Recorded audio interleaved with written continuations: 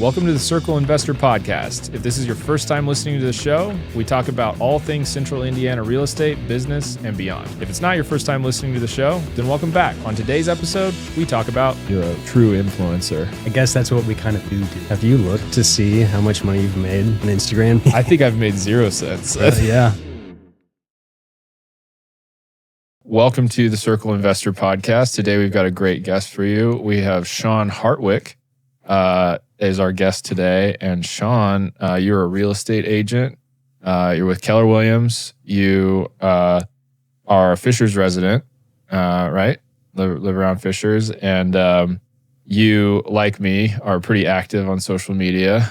You got a bigger following than I do. You're a true influencer on the in the social world. I don't know if you like being called an influencer or not. Not necessarily, but I guess that's what we kind of do.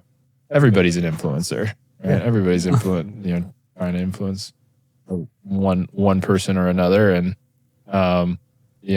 some people have more of a platform for it than others. But yeah, you've certainly built quite a following on social media, and I mean, credit to you for you put out some pretty awesome content, and appreciate it. Yeah. Just trying to do as good as you do on there, Ryan. Well, one interesting fact that I've shared this with Ryan before, but first time that we've met. So I actually have shared or saved posts on Instagram from both of you guys, like from even before I met Ryan, scrolling back through looking for a recipe or something. And probably a year before I met Ryan, sure enough, there's a post that he made about like restoration hardware. And in my research for today, I wonder if I ever saved anything of his. And sure enough, I scrolled back and found a post, a house, I think that was for sale near someone that I lived that I was trying to share with them. Mm-hmm. So yeah, it's kind of a small world. Like the reach and the breadth of what social media can do is pretty cool. It's pretty wild. Sometimes I think we probably forget how big the reach can be because we're just doing it in our offices.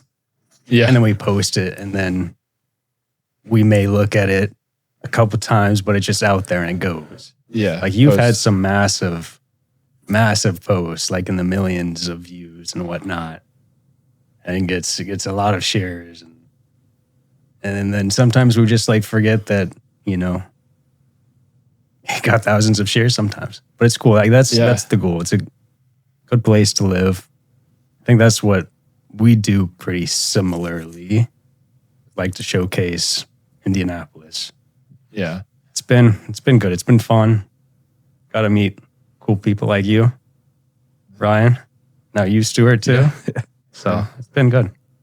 I mean, yeah, you hit the nail on the head. It's just like it's a hard thing to kind of explain. Like people will just kind of see like, oh, wow, you've had some videos like do really well. And what you and I do is a pretty specific type of, if you want to call it influencing, like it's very local. I actually think the term for us is like micro influencers. It's like I'm not out there like, making crazy, just crazy viral entertaining. Neither of us are Mr. Beast. We're just out.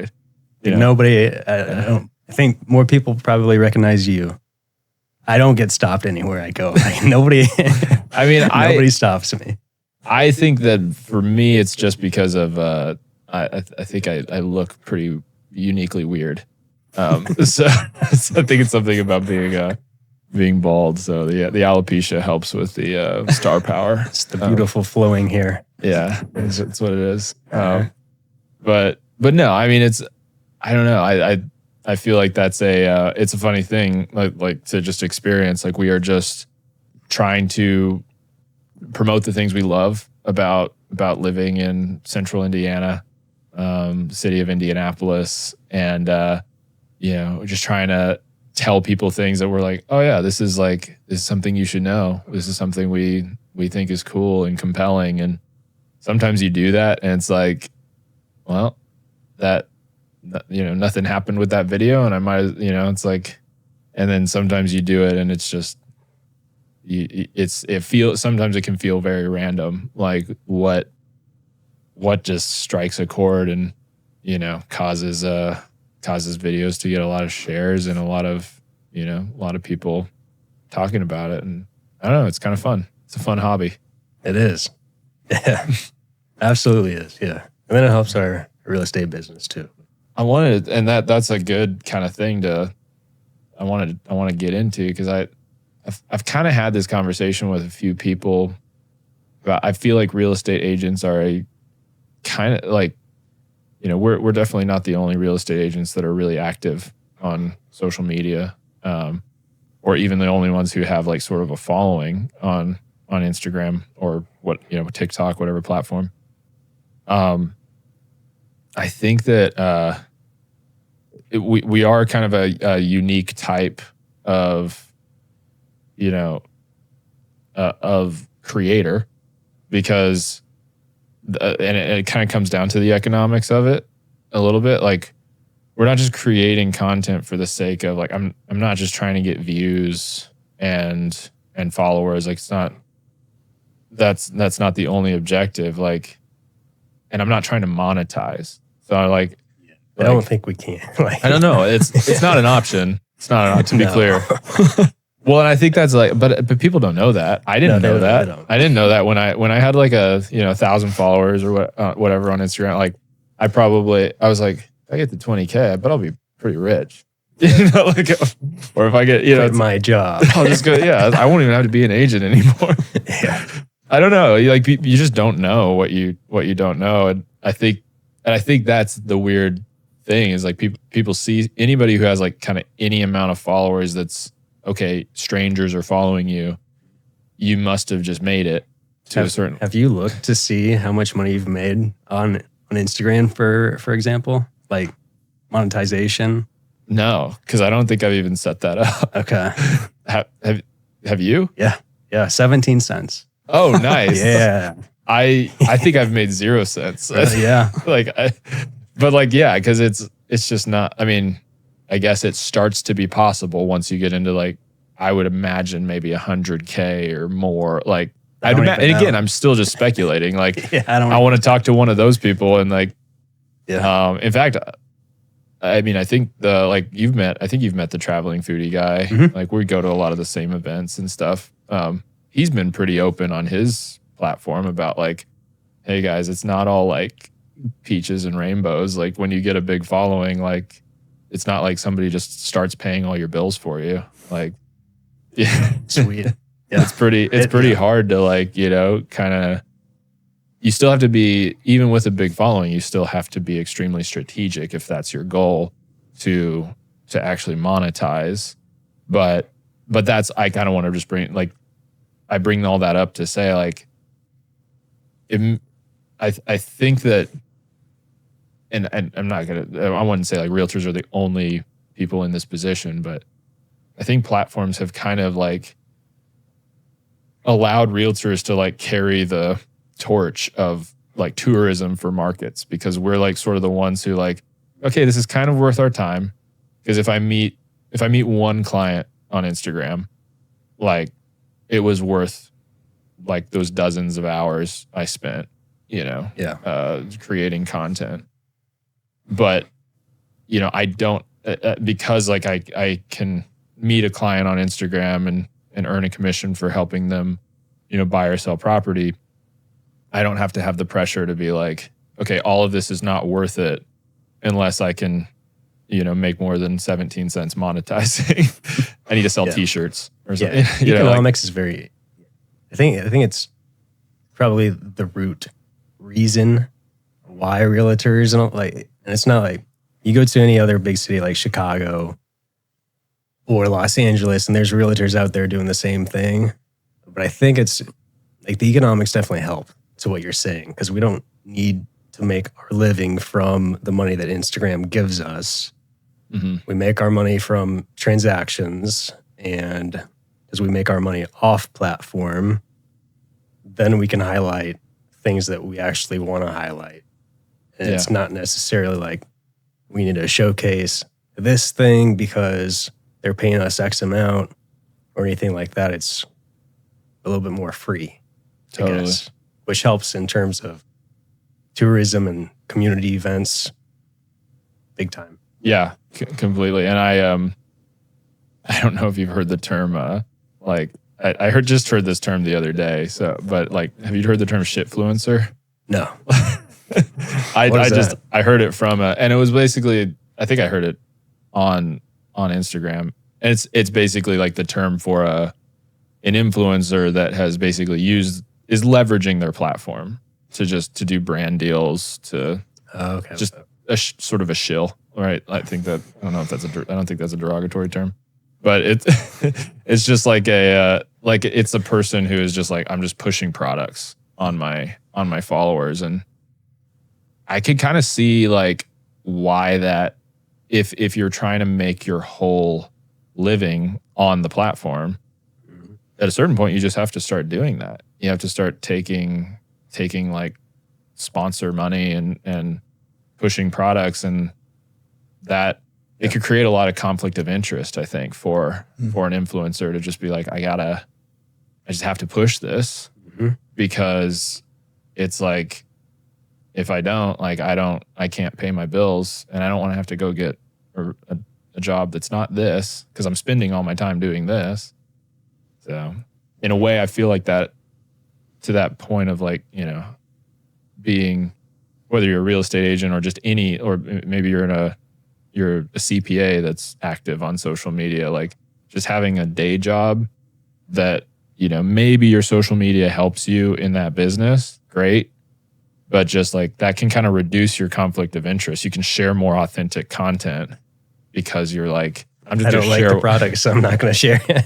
I'm just going to share about what I want to share about. Yeah, you're right. I can see why people do accept that, though, when you get to a certain level and you have a big name brand reaching out and they're like, hey, I don't know how much those brands even offer people, but they're like, hey, $10,000 to make a video. I see why it's hard for them to turn down. And then it becomes a cycle. And that's usually the point when I kind of tune out from social media platforms from people. Like if it's someone I've been following for a while and I start noticing like they'll make a video and then maybe like halfway through they start plugging a product, I'm like, okay, you're about to lose a follow, because like I care about what you have to say, like Indianapolis or Indianapolis real estate specifically. But if you're just trying to sell me something, then that's usually the time that I'm kind of like, all right. Yeah. And I mean, there's a lot of big accounts like I've followed and I've really liked their content, and like I think they're great creators. And there's like a point, it's almost like a switch gets flipped where they're like, all right, we gotta make this a business now. Like, and I think it all starts with like, why did you get it in the first place? It was like, if you got in this because you want to make money and you want to make career, make your entire career off of being, you know, an influencer or a creator, like there's just going to be a certain point where you're like, all right, businesses need revenue. Yeah, people do too. People have to eat. If you as a person are the entire business, you don't eat if you don't make money. So we're lucky in that opinion that realtors have a little bit more freedom. We're lucky with that. Well, speaking of realty, like I'm curious to hear about your history, your background. Like I know kind of what you have going on now, but like how'd you get here? Specifically this building. How'd you get here? Walked up. Stuart met me downstairs. After we made him wait in the lobby. Stuart went to the bathroom and I came over here. And okay, maybe we shouldn't tell people the exact address. I grew up moving a lot is a big answer to the question, I guess. But moved almost every single year. Think I stayed the longest place maybe for 2 years. In middle school, I think I went to middle school, 7th, 8th, and 9th grade. That was like the longest time that our family stayed in one place. It was always like moving and then looking at homes in the summertime and then packing up and moving. It wasn't just like within the city, it was across the country usually. And so I got really good really quick at least in terms of like identifying homes that would be nice to buy for like the family, because this is what they would talk about at dinner. Like, okay, what home are we going to buy? And if we need to sell in a year, can we sell it in a year? Type of thing. So just like always thinking about resale. Yeah, from day one. Yeah, so that was my life growing up, but it was cool. So went to high school, spent time in Carmel. So Carmel Elementary, middle school, and high school, but we moved back and forth. So Carmel was the home spot, and then we went to Dallas, Texas for a little bit, Illinois, San Antonio, Utah, Arizona. I'm probably missing a place or two. We thought about moving to California for a little bit. Yeah. But that was right before the 07, 08 recession time frame.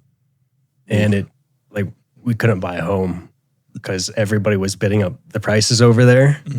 And like I remember in that time frame, I didn't go with my dad at this point, but he was going over there for like new builds or I guess any homes.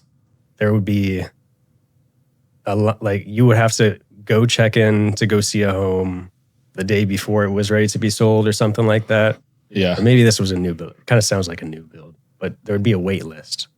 Basically, like a lottery type of situation to even buy a home over there just because there was nothing, and the price points that they got to were just ridiculous. So we didn't end up moving there. Yeah. Well, that's a good thing. You'd lost a bunch of equity the next few years. You know, my whole family is out in California, and my sister, both my sisters are substantially older than me. The younger one is 10 years older than me. And so they're just in that age group of like, you know, they were young adults in like 2005, 2006, buy your first house. And my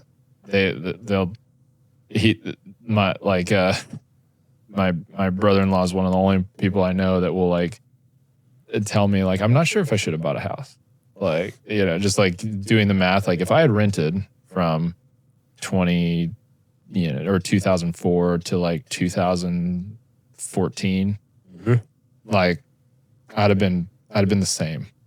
Like, you know, luckily they didn't like have to sell, like, so like they didn't like lose their shirt with like 2008, but like they watched their equity go down and then back up. Yeah. For like the entire, you know, 10 years, you know, 8, 9, 10 years they owned the house. Yeah. And I think there's a lot of people in California that have that story, like, because in 2008 it affected Indy too, but like ours was like in California's real estate market, it was like a crater. And that goes for a lot of like I call them the S&P 500 markets. It's the ones that like go way up and come way down. Yeah. Like depending on the economy. Indy gets called by investors, like they call it a steady Eddie, because like our prices are just a little bit more closer to the earth. Like, and so, you know, our market came down, but it recovered in a lot less time. A lot less sick. Yeah. So after went to college for a little bit, went to operations, and I was working in operations, supply chain, logistics afterward. Then I moved to California, and that's where I met my wife. But when we were there, the first year, what was that, 2020 or so, I remember talking to my boss at the time, and he was like, my home values, like I bought way back, and I've been underwater on it almost this whole time, and they're just now in 2020 starting to go above where they were in the past. Yeah. But that's the nice thing about Indianapolis. I guess the Midwest in general, like it's a lot more risk averse. Mm-hmm. You're talking about like the S&P 500, or maybe like the big, what do they call it? The big seven, magnificent seven, like the Googles and the Microsofts. Those are that's just wild increases. I know and what you're talking about. And the seven companies that own everything. Yeah, the ones that really influence Nvidia, the S&P. Yeah. What is it? Maybe like a utility sector ETF? It is. I guess in terms of how you can compare the Midwest to stocks or to security. To stocks. Yeah. Mm-hmm. Yeah, it's true. It's more of a value play. Like you're not gonna because I mean, we do a lot of work with investors, and we always, it's like you're not going to just like, I mean, this did happen a little bit here in 2020 and 2021, but it was happening everywhere. But usually, like, you're never going to see a year where it's like all of a sudden you have runaway appreciation and equity growth in your property, but you can buy a property that has a great rent to price ratio, and you're going to be able to cash flow and build a portfolio of real estate slowly. Like it's not a sexy get rich quick scheme, but it's like, it's a tried and true, like honest way to like kind of build wealth in real estate. Yeah. Outside of like the 2021 to 2023 crazy increase, what do you think would be a standard rate of appreciation for investors? So I started in real estate. Depending on a whole bunch of different areas and factors. True. Yeah. I mean, obviously, like it can vary. It does vary from like kind of one zip code to another. But I always told people, and I think I based this off of, I like to pull the St. Louis Fed, like it's the Federal Reserve, like economic data website. So I just go to fred.com and I'll look at like, I think when I first got into real estate, I just averaged the last 25 years prior to 2018.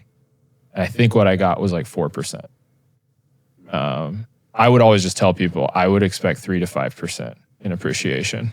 And that was true my first 2 years of real estate. It has not been true the other 5. The other 5 has been, I mean, I think, I don't remember if it was 2020, 2021 or 21, 22, but I remember we had 2 back-to-back years of double-digit appreciation. I think it was like 14% and then 10%. It's crazy for Indy. It's huge jumps. Yeah. Well, I mean, it's crazy to say. So I've been doing this 7 years.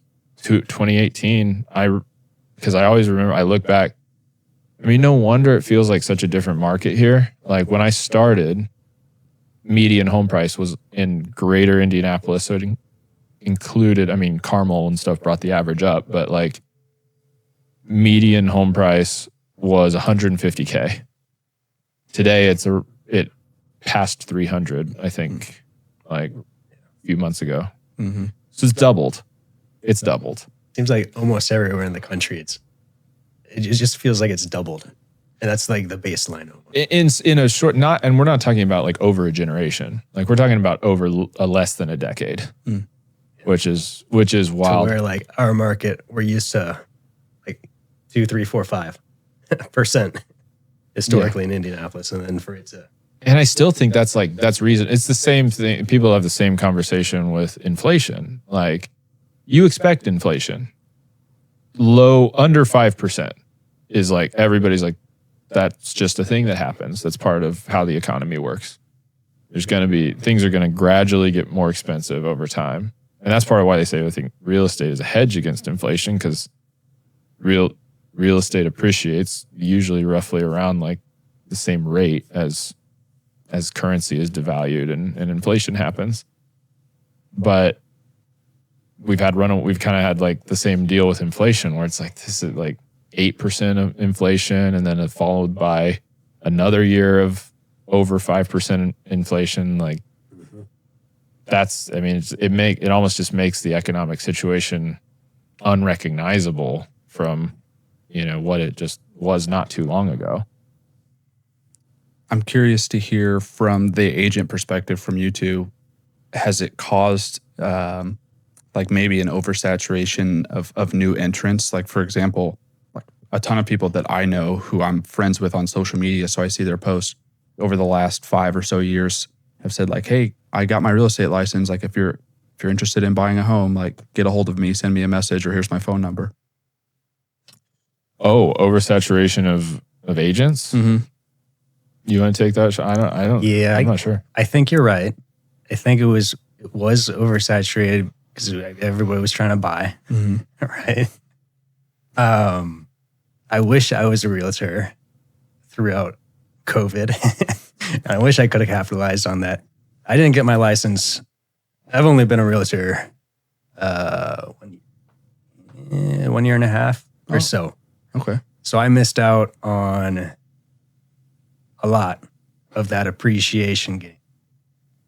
I remember I've heard a lot about, yes, there was just a lot of agents that came into the market because everybody was buying, and friends and family, and you could just make some easy money. Mm-hmm. And then I've seen a lot of people get out recently. Yeah. Even in my own office, or like the agents that I started with a year and a half ago, they're not in the office anymore. Mm-hmm.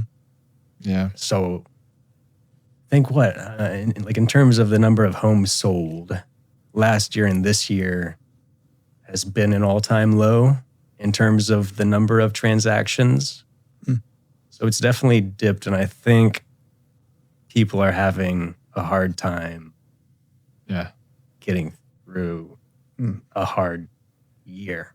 So That I'll say that agent, I call it's like the agent squeeze. It's the transaction, because I think what a lot of people on kind of on the outside of the real estate industry might perceive about it, versus kind of how is like, okay, when prices are going up, they think realtors are making a lot of money, which is not necessarily true. Because supply is dipping. Yeah, well, so price is just a product of supply and demand. Mm-hmm. So prices can be going up because supply is staying constant, but demand is increasing. Mm-hmm. Or supply is going down and demand is staying the same. That's going to cause upward pressure on price. And the opposite's also true. Mm-hmm. If supply is increasing and demand is going down, price is going to come down. That hasn't happened since 2008. It's just not like prices. That's why prices have just been gradually growing. But supply and demand doesn't like just that kind of ratio. It doesn't tell you anything about what transaction volume is. Transaction volume, so number of transactions, that tells you how much money realtors are making.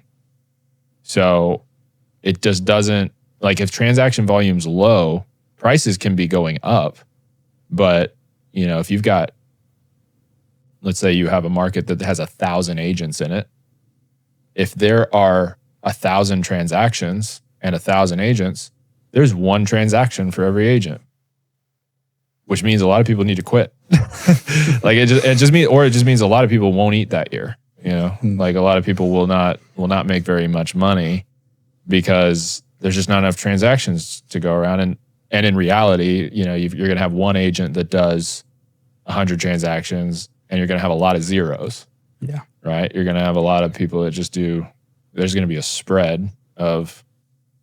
So agents make money based on the number of transactions they do. Like your highest earning agents, like, they're often doing between just themselves. They might be part of a team, like, but just themselves, they're probably doing between 50, give or take maybe 50 transactions a year. And that's a lot harder to do when, just the overall volume of transactions is low in the market. So I would say like since the end of 2023, it's when rates started to come up from when they reached their all-time lows in like 2020, 2021, which those were good days. We liked those days. Wish we could have those days back for a lot of different reasons. But 2020 and 2021 were great for agents, not just because rates were low. I mean, that helped make conversations with buyers great, but you had a nice, especially through COVID, as much as COVID sucked for a number of other reasons, but just in terms of how the market worked, you had a nice balance of a lot of supply and a lot of demand. That's the agent's favorite market, because that means I got a lot of people that want to buy houses and I got a lot of houses to sell them. Right. But then that started to shift in 2021, where you still had all that demand because rates were still low, but you started to run out of supply. And that was like almost, I think 2021, even though I personally felt like I had maybe I had a good year. But it was the most heartbreaking year as an agent, because that was the year that I had just tons of first-time home buyers that they saw that they could afford. Like, they had their like 2 and 3% rate. They were like, this is great. I'm going to become a homeowner.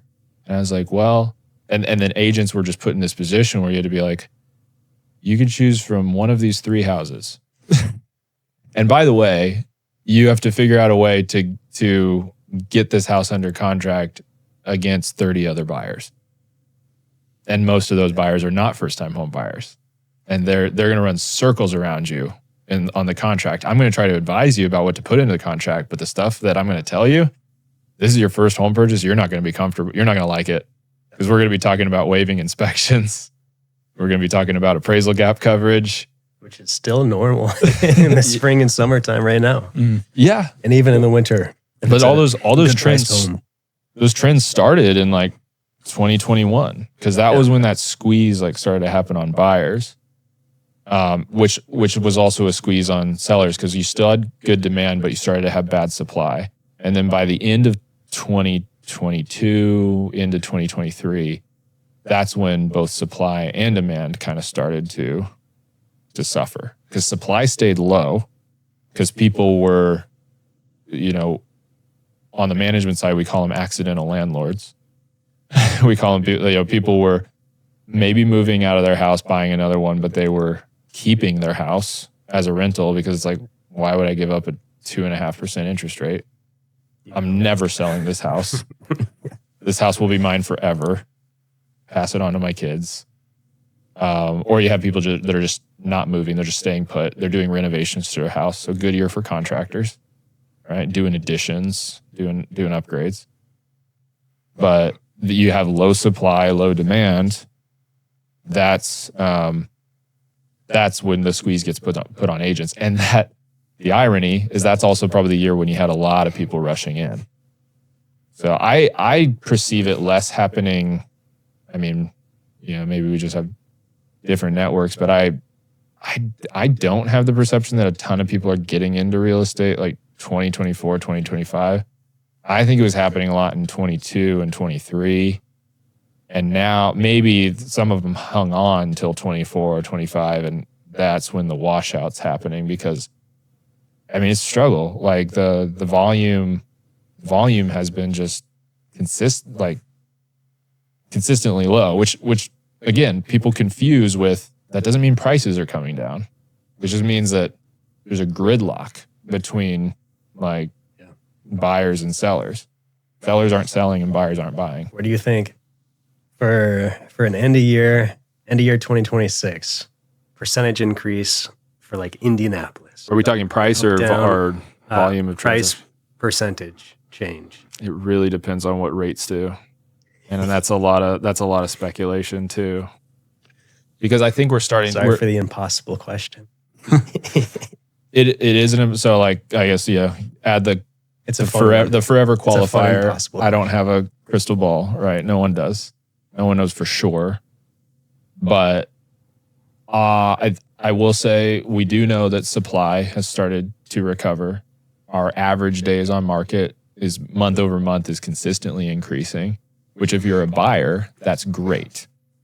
Like, it means that I am thrilled with the fact that like for the last 6 months, like once we got kind of through the spring market this year, like pretty much every buyer I work with, I'm like, what kind of house do you want? Because I can actually help you get it. Like, which is like great that I could finally say that after, 4 years of not really, of like, okay, it's just a question of like, how many compromises are you willing to make?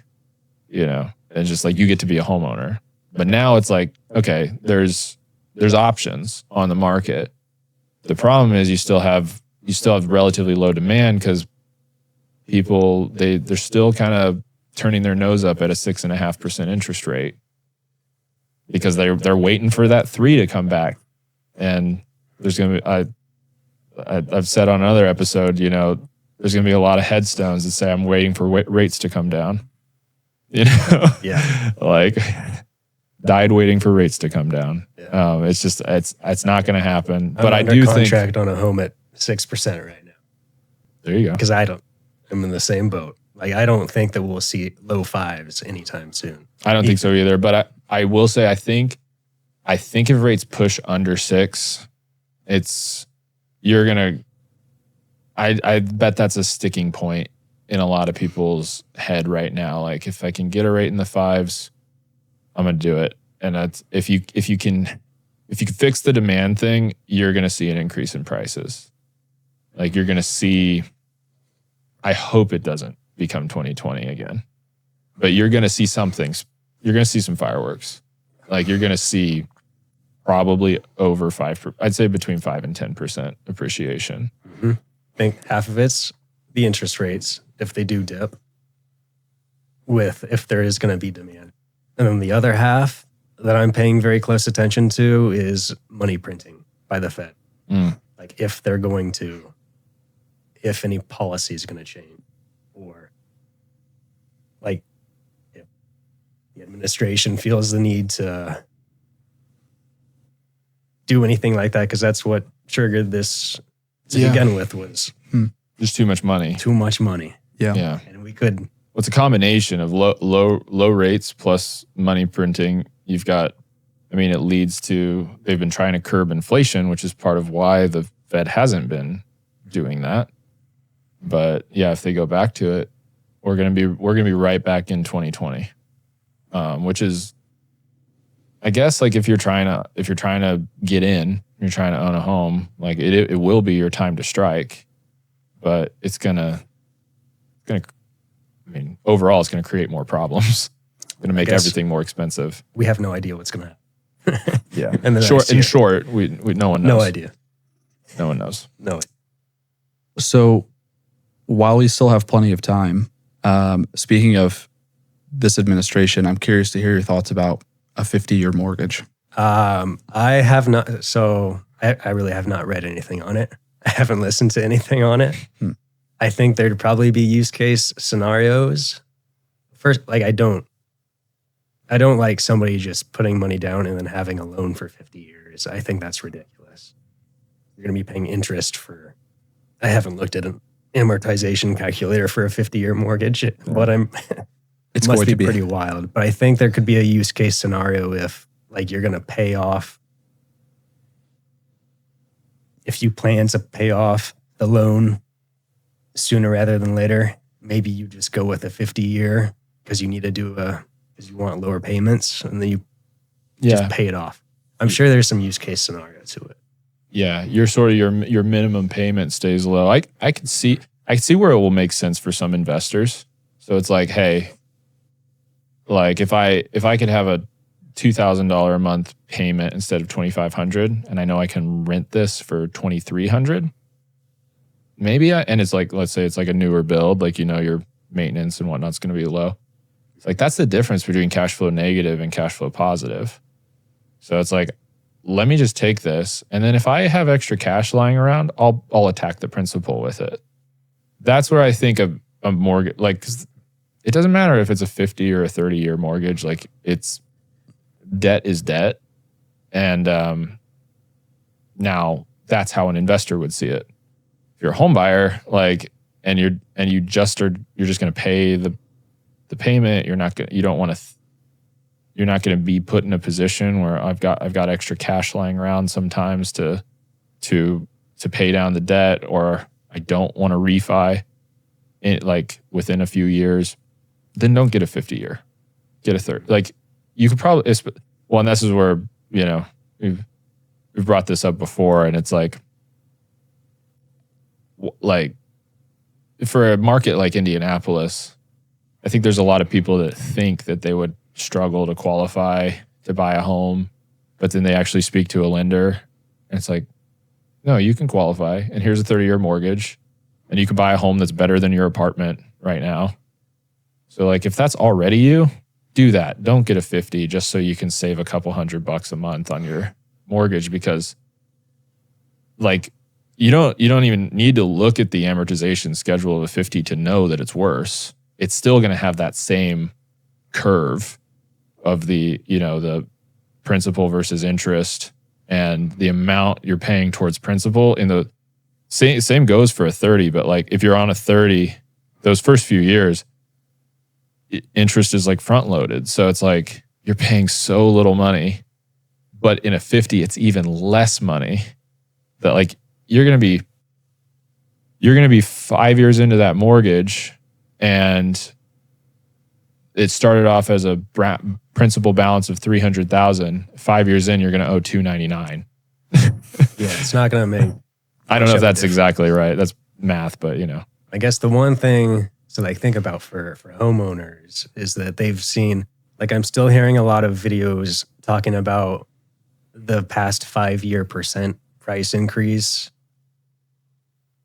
Who knows, maybe to convince people to buy a home. And like if you look at it, like a 5-year past price increase, it's a lot, like over 50% price increase. But like if as of right now going forward, it's a lot less. So like if somebody was to buy a place and then think they need to sell it in 3 years, like if you're going to buy a place right now, sell it in 3 years, if that's like a plan, and then you have a 50-year mortgage note to where you're not going into you're not making any huge equity payments, then in 3 years' time, you're probably 100% of the time going to take a loss unless appreciation starts to go crazy. So like again, there's levers the Fed can pull with interest. Like it could happen, but also why should it? Like you just said it, 5 years equating to 50% appreciation. Why does that? No one wants that to happen again. I mean, I own property and that would be great for me, but like it sounds good, but it's not. It's not. Like it sounds. That means fantastic. things are bad. That means things are bad. It means the price of eggs is like $47. It means that everything's more expensive. Because if houses are getting, because the same things that cause houses to get more expensive are printing money. It's the things that cause everything to get more expensive. So it's like as much as like if you own property and you would love to see that appreciation happen again, no, you don't. You don't want to live in that world. I would be totally okay with like very little appreciation. And like I own a home personally. If it meant that our economy does better, and like I don't have to, so we're just seeing stuff historically, as with everything, home prices has just gone crazy. Yeah, I think the economy should chill out for a little bit. The best we can hope for is a plateau for several years. It should be fantastic, which means no crash. If we don't get a crash, that's perfect. Right, stable. And then slow rise. That'd be sweet. It would be. And I hope that something with all healthy. Yeah, I think that I agree. It's almost like the economy has a drug problem right now, and we need to send it to rehab. Like it needs to just chill out. But we keep injecting it with different measures and countermeasures. And I think, well, they call it, the word for what is it, quantitative easing or something like that. That's been the approach. And I think there's many people that would argue that's what's prevented like another 2008 from happening, is like we do this quantitative easing. And then I forget there's also the opposite. Like we just we feather the economy in one direction or the other. And that's kind of what the Fed does. But hopefully they can find a way to just prevent a crash and just level things out for a while. But like, cause I guess I'm of the mindset, I always, and I've said it so many times on here, hopefully it's not getting old, but like that old adage of like, it's like they're not making more land. Like real estate does appreciate over time. So even if it corrects in value, like it recovers just like it did in 2008, just like it did in the .com era, like before that, just like it did in 2020. People forget that for the first 3 months of COVID, real estate went down. Like things got scary. Like people like had listings and like people couldn't see them. And so things were sitting on the market. And then all of a sudden it was like a switch happened, and like people were like, all right, I'm going to go back outside. And then the real estate market like took off like a rocket from there. That's a nice thing, I guess, about like I don't see like inventory. Like we have had 20% increase in active inventory levels every single year for the past 5 years. And the price has been increasing, but I don't see like Indianapolis crashing. Like it seems very healthy when at least I look at active inventory, amount of buyers out there who wants to get in. Like I still think our market is affordable to a lot of people, which is good. Well, the numbers support that too. Yeah. Like a median U.S. home price is like around $500K or something like that. And we're, even though 300 is double what we were in 2018, it's still, just over half of what like the median home price across the country is. So relative to the rest of the country, we're very affordable. Part of the reason my wife and I moved over here. Yeah, same. Yeah, no, very real. Like we were both remote at the time, and so we were looking at different places to live before we moved back, and it was Nashville.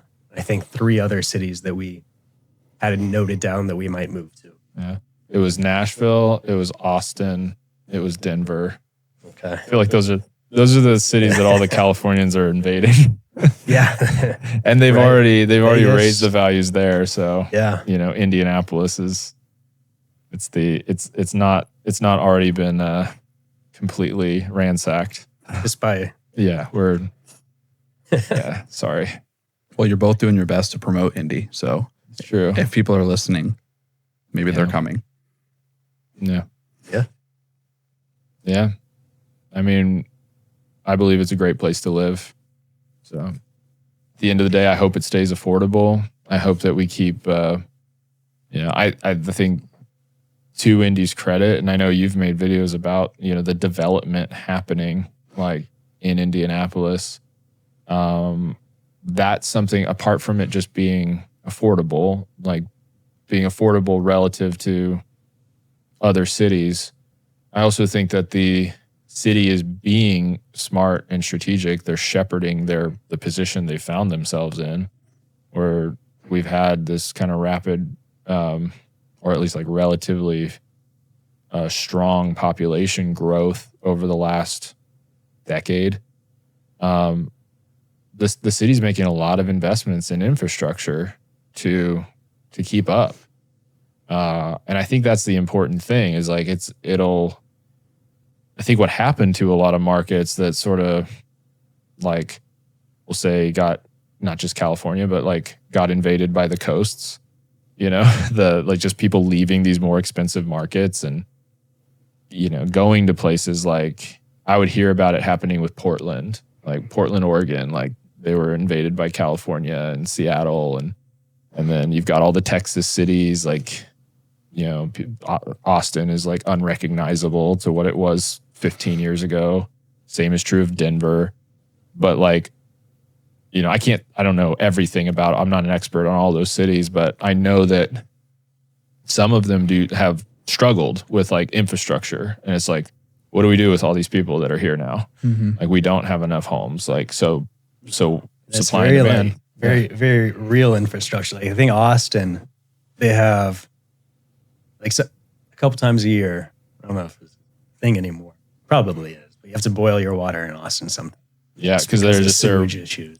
Water infrastructure. Yeah. Water. Mm-hmm. Not to mention that Texas is having weird weather issues. Yeah. Like, and they had that freeze towards Dallas. Mm-hmm. There. Yeah. Mm-hmm. Yeah. People losing their water because just the way homes were built, they're not supposed to get that cold. Yeah. I think we're growing at a nice rate. Like it's nothing like in Austin to where there are 20 different cranes up in the air at one point in time. In like 5 years, it's completely different. I think pretty sure we have single digit population growth, low single digits. Mm-hmm. So it's not negative. It's nothing crazy I would love roads to get fixed quicker here. But true. Besides that, we don't have.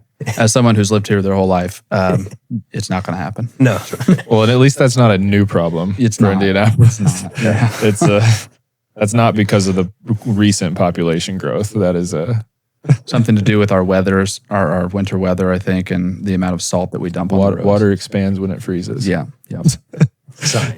Science. And being a logistics hub, right? Like all the semis that are on our roads all the time. Yeah. Well, but I guess to the cities, like the new 65-70 interchange, all that work they did a few years ago. You guys know that road is, I mean, that section of highway, it's all overpass. Like it goes right through the heart of downtown. That whole road is like, it's heated. Like it has, it's heated, and it has the grooves in it, like similar to how they do like tarmacs at airports. So the pothole issue, I believe, well, I haven't seen a pothole in that stretch. I'm not an expert. I might be speaking out of school here, but I would think like they designed that section of road to be like sustainable in the sense that it won't, potholes should be impossible in that, that stretch, which is that's a very critical stretch of road right there. Like if you got a pothole right there, it's a real day ruiner. Yeah. Overall, yeah. I think the city's growing they're doing a lot of good things. Sports, for example. Now that the mall is being redeveloped, which will be nice to have in a couple of years. Yeah. That's the Hendricks group that did the Coca-Cola bottling plant. Yeah, They're Bottle doing Works. Yeah, Bottle Works. They're doing now that mall redevelopment. So that's going to be I've seen plans for that. It's sweet. indoor, outdoor. It's just so cool. But it needs to, the city needs to keep developing as well. There is a lot of growth happening all over, from south side, east side, west side, north side, for sure in the suburbs. So Indianapolis, I think they are keeping up, trying to at least, putting a good foot forward. I think so too. I mean, so we lived downtown for all the years we lived in Indianapolis since 2015, and we moved up to Fishers in 2022. And there was a part of me that was like, I almost felt a little guilty. I don't want to leave downtown and be like one of these people that just turns 30 and moves to the suburbs, and I thought I was so uncool for doing it. But there was also a part of me as like an, real estate person here, like, ooh, I hope I'm not like part of like people leaving downtown or something like that. But I mean, I've been downtown. We're doing some projects downtown. Like, I don't think downtown's not having any problems. Like, I think, every downtown has problems, but I mean, they're not having problems growing and continuing to develop. I'm excited. I'm excited about what's happening in all of the greater Indy market. I wish, I just want an MLS team. That's all I want. Oh yeah, That's it. That's all I want. Yeah, I'll be happy forever. That could be like the one thing that we get, and I'm good for 20 years. I don't know how the leagues work in soccer. Is it they're not MLS, but is there a way they could become MLS? It would just be a new team, I guess, getting founded, right? There is a way to become to go up from a minor league, but it's not like England or the Premier League where you have different divisions, and if you win the lower division, then you get bumped up automatically. It's more, I don't know. I don't have a ton of knowledge in this, but to me, I feel like it's more like the U.S. sports side does MLS as a whole want this smaller team to come up? I think Cincinnati did that in the past couple of years, to where they had a really legit sub-tier MLS, whatever the tier is called, team. And I think they converted that team to an MLS team. I think in the past, that's what they were trying to do with the Indy 11. And then I heard more recently that wasn't the case. And then I heard more recently as well that the funding for that is like totally stopped. So we have no idea, essentially. Well, we'll see. Until we have more information, which we don't have. I mean, all of this stuff is like based on market research and demographics. So I think as Indy continues to grow as a city, it's only going to increase the chances of stuff like that coming to fruition, I think. I love it. Are they still building their own stadium? Like I know that they use over on the west side, like near IUPUI. Yeah, right? Yeah, I thought so. Like near Back Nine Entertainment, there's like some kind of industrial development happening, including the soccer stadium.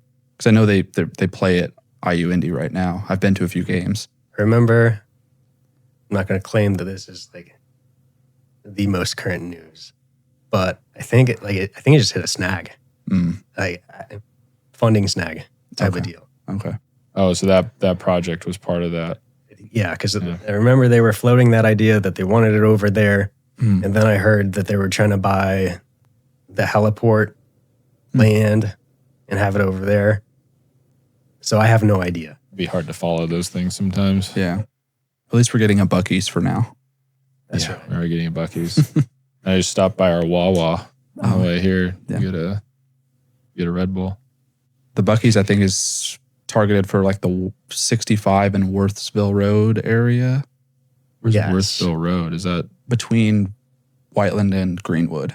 Yeah, south side. Yeah. That makes sense because they're coming from the south. Yeah. A lot closer to me than Wawa is. And then there's a rumor that Boone County, like maybe Zion. No. I imagine it's probably above. Probably near Lebanon, yeah. Who knows where it'll be? I bet, but yeah, probably along that. Yeah. That's 65, right? But it's kind of cool because if there is one in Greenwood and then there's one on the northwest side of the city, from a couple articles I read, if that was to become true, that would be the closest to Buc-ee's locations nationwide. Like there wouldn't be two closer Buc-ee's anywhere else in the U.S. Wow. Which double pretty Buc-ee's. Indianapolis, double fisting Buc-ee's. So, all right, clip it. Well, should we give Sean the opportunity to make some plugs? Yeah, Sean. Where can people find you if they want to do that? If they want to. Instagram. I mean, the easiest thing is just the 317 agent, or you can type in my name, Sean Hartwick, or my number is 317-373-3724. All right. Anything, all of the above. Yeah, cool. Awesome. Very good. Well, guys, thanks for listening to another episode of the Circle Investor Podcast. We appreciate you being here, and we'll catch you on the next one. If you enjoyed the episode, please leave us a 5-star review on Spotify and like the episode and subscribe to our channel on YouTube. That really helps us out. If you think someone that you know could benefit from hearing the things that we talked about on today's episode, please share it with them. You can check out our full library of episodes wherever you get your podcasts. And if you have any suggestions for the show, like who we should interview or a topic we should discuss, please email us at circleinvestorpod@gmail.com. That's it for today, but join us right back here next week for another episode of the Circle Investor Podcast.